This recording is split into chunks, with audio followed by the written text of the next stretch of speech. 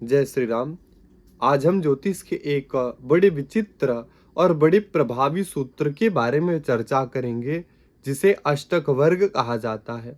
वैसे तो इसकी गणना आप पाएंगे करना बहुत क्लिष्ट है, लेकिन आज के वर्तमान परिवेश में आपको सॉफ्टवेयर के द्वारा, ऐप के द्वारा अष्टक वर्ग की जानकारी बड़ी आसानी से प्राप्त हो जाती है। आप किसी भी कुंडली ऐप में जा करके अपनी कुंडली के अष्टक वर्ग को जान सकते हैं। अष्टक वर्ग का अर्थ होता है, आप पाएंगे, एक खाना बना हुआ होता है और उसमें 1 से लेकर के जो 12 भाव होते हैं, लगने से लेकर के 12 भाव में अंक लिखा हुआ होता है, जिसे अष्टक वर्ग कहा जाता है। और उसमें अंक लिखे हुए होते हैं, किसी में 28, किसी में 19, किसी में 32, किसी में 34, ऐसे करके प्रत्येक खाने में अंक लिखा हुआ होता है। यदि आपने अपनी कुंडली में किसी भी अच्छे बुरे योग को देखा और अगर अष्टक वर्ग की आपको जानकारी है, बड़ी सरल विधि है। अगर आपको जानकारी है तो आप किसी की भी आयु का, विवाह का, खर्च का, जीवन में कहाँ मन लगेगा, हर एक चीज की जानकारी को प्राप्त कर सकते हैं। आगे मैं आपको उदाहरण के साथ बताऊंगा कि अष्टक वर्ग से कैसे किसी की आयु का, किसी के काम का, किसी के विवाह का, प्रेम विवाह की बारे में हम लोग जान सकते हैं। तो सबसे पहले आपको ये सारी चीजें कुंडली ऐप में मिल जाएंगी।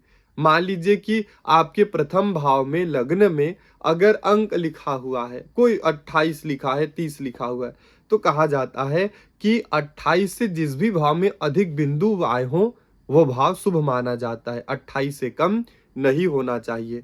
30 से, अगर 28 से 30 के बीच है तो मध्यम, और 30 से ऊपर जो है वो बड़ा अच्छा माना जाता है। कुंडली में कहा जाता है कि आपका प्रथम भाव, पंचम भाव, नवम भाव, दसम, एकादश भाव में कम अंक नहीं होना चाहिए। अगर 28 से कम अंक है तो वह जो है निम्न माना जाता है, और अगर 21 से कम है तो और ज्यादा कमजोर माना जाता है। तो इसीलिए जो शुभ भाव होते हैं, केंद्र त्रिकोण भाव, वहां अधिक अंक होना जरूरी होता है। मान लीजिए किसी के अगर धन की स्थिति जानना है, तो अगर दूसरे भाव और 11वें भाव में अच्छे अंक है, 30 से ज्यादा अंक है, इसका मतलब व्यक्ति धन जरूर संचय करेगा। लेकिन अगर दूसरे और 11वें भाव की अपेक्षा में 12वें भाव में ज्यादा अंक आ गया, इसका मतलब जातक क्या है, धन तो कमाएगा लेकिन उसका खर्च ज्यादा हो जाता है। जिस भी भाव में 30 से ज्यादा अंक है, वो भाव अच्छा माना जाता है। उस भाव का जीवन में हमारे प्रभाव ज्यादा पड़ता है। मान लीजिए नवम भाव में अंक ज्यादा है, तो हमारे जीवन में नवम भाव का प्रभाव सबसे ज्यादा रहेगा। हम कुंडली में कोई भी राजयोग देखते हैं अपनी लग्न कुंडली में, तो उसे हमें अष्टक वर्ग में जरूर देखना चाहिए। अगर अष्टक वर्ग में मान लीजिए बिल्कुल कम अंक मिले हैं, तो वह पूर्ण प्रभावी नहीं होगा। तो इसीलिए व्यक्ति के सबसे पहली बात तो लग्न में, केंद्र भाव में, एकादश भाव, दसम भाव में आदि में अच्छे अंक होने चाहिए।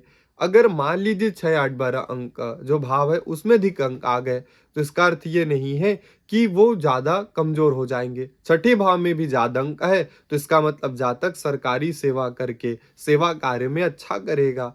अष्टम भाव में है तो निर्माण में, ज्योतिष में, साधना में, रिसर्च में अच्छा करेगा।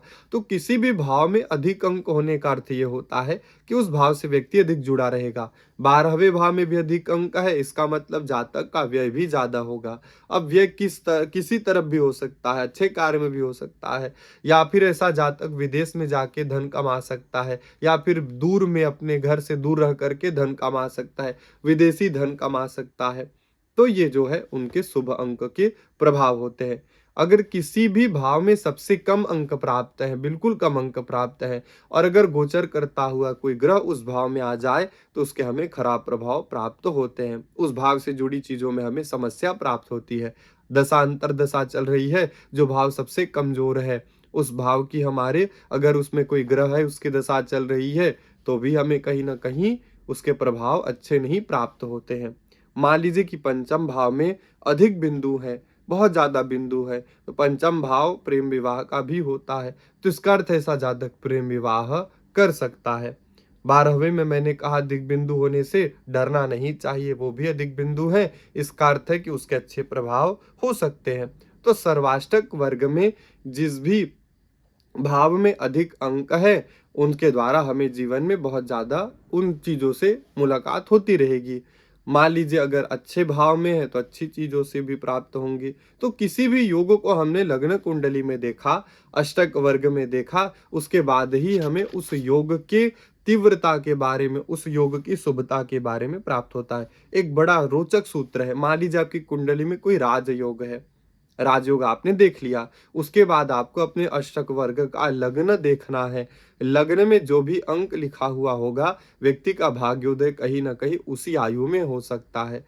जैसे मान लीजिए कि लग्न में 29 लिखा हुआ है, राजयोग है आपके में, तो इसका मतलब 29वां वर्ष आपका जीवन के लिए बहुत ज़्यादा शुभ होगा, भाग्योदय होगा। तो अष्टक वर्ग के ये बड़े-बड़े अच्छे सूत्र हैं। और कहा गया है कि सर्वाष्टक वर्ग के बाद हमें और डिटेल में जानना है, यहाँ तक कि हमारे कौन सी घर की दिशा शुभ है, हमारे लिए कौन सा रंग शुभ है, कौन सा जीवन साथी शुभ है, कौन व्यक्ति हमारे लिए अच्छा कार्य करेगा नहीं करेगा, पार्टनरशिप करना है। इसके लिए हमें जो है भिन्नाष्टक वर्ग भी देखना चाहिए। प्रस्तर अष्टक वर्ग भी उसे जो है कुछ जगह में बोला जाता है। तो हम और डिटेल में जाकर के अष्टक वर्ग आपने देखा, भिन्नाष्टक वर्ग भी देखना आगे मैं आपको बताऊँगा, जिसके द्वारा आप और डिटेल में जाकर के चीज़ों को समझ सकते हैं। जय श्री राम।